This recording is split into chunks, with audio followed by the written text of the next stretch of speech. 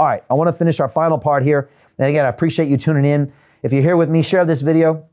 Leave me a comment, leave me a question. We really appreciate this. And I want to talk about part 3, which is how to take gains during a crypto rally and why hodling is going to make you poor. And you saw me earlier talk about Nobuku and how she's already taken gains during this rally. And I want to go to a slide that I put up earlier and I'm going to put up again. And it's a quote from the Chinese general Sun Tzu. And he said this: "Every battle is won before it's ever fought." And just think about that quote. Think about what that means. Every battle is won before it's ever fought, which means when you go in to that crypto rally, it means a few things. It means, first of all, that you're positioned correctly. That's exactly what we do in my Market Wizards and Kings of DeFi and DeFi Accelerator. It means everyone's got their positions on. Everyone knows the 10 coins that they're invested in. And again, you'll hear more about that inside my academy. But that's not all.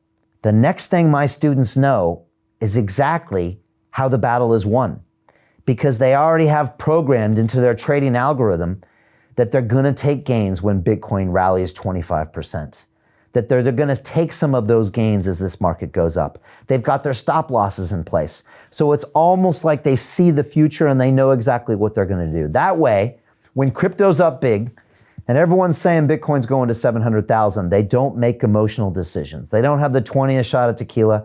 They don't get the tattoo and they don't get married in Vegas and regret it later. That's what I'm talking about. And that's what trading discipline is all about.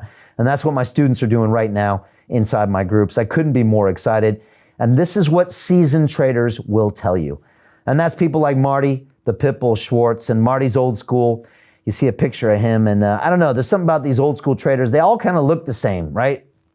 I mean, type in the chat and tell me, does this guy Marty look like a pit trader? I mean, he does. And again, I used to hang out with the guys in Chicago. I used to hang out with some really intense dudes in London and Chicago, London and New York City as well. And they look like that. They look like Marty as well. They're no nonsense, no BS men and women who have been there and done that. They've taken the hits, they've popped the bottles, and they know in the long run, it's trading discipline that keeps you alive and gives you those trading gains. And Marty once said, and I love saying this quote, and I'm going to say it again. Most people think that they're playing against the market, but the market doesn't care. Listen, Marty says you're really playing against yourself. And that's what you're all doing right now. You're playing against your emotions. You want to get married in Vegas. You want to have that shot. You want to sell everything and buy more Bitcoin here. You don't want to take profits because you're in the party and it feels great. That's not what you should do. And Marty goes on to say, you have to stop trying to will things to happen in order to prove you're right.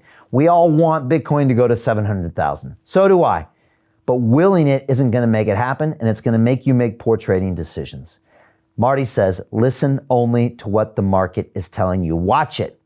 And the last thing he says, and I say this too, the sole objective of trading is not to prove you're right, but to hear the cash register ring. Or as Gordon Gekko would say, it's all about bucks, the rest is conversation. How much money have you made? That's what my students are posting inside Market Wizards and Kings of DeFi. And at the end of August, everyone's P&Ls is going to be public. And all the people that are talking about the fancy coin and talking about how they bought Bitcoin back in 2014, well, guess what? They're going to be exposed. And you're really going to see their P&L. And that's okay if you lost money. We're going to see your positions and your P&L, and we'll all be able to have an honest conversation. And that's what I would say to all of you. Look at the P&L. It's all about if you made money. It doesn't matter about the one trade you did right that you can tell people about at a cocktail party. This is about long-term gains. And that's the difference between being in an academy and a trading peer group and being a crypto day trader and someone who likes to go on social media and post, memes and bar charts and candle charts and all that stuff. I'm talking about creating real wealth and building this infrastructure.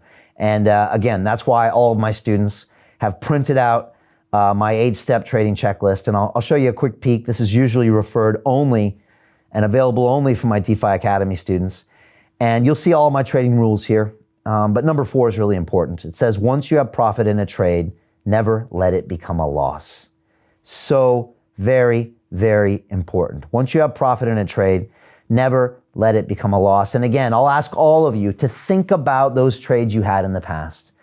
Think about those losses that you rode down the toilet. How many of those trades were making money in the beginning, right? How many of those trades could you have done a Nobuku and taken out $1,000, $5,000, given a few grand to a friend who needed it and said, wow, I actually did it right. And I think it was one of my students in my course on DeFi Accelerator, on the first one. He said, Brian, I don't judge a trade by how much money I made. I judge a trade whether I followed my rules. That's something that a seasoned trader would say. You do that over 10 years, you're gonna make a lot of money. And that's what we're talking about here. It's about setting rules and sticking to those rules.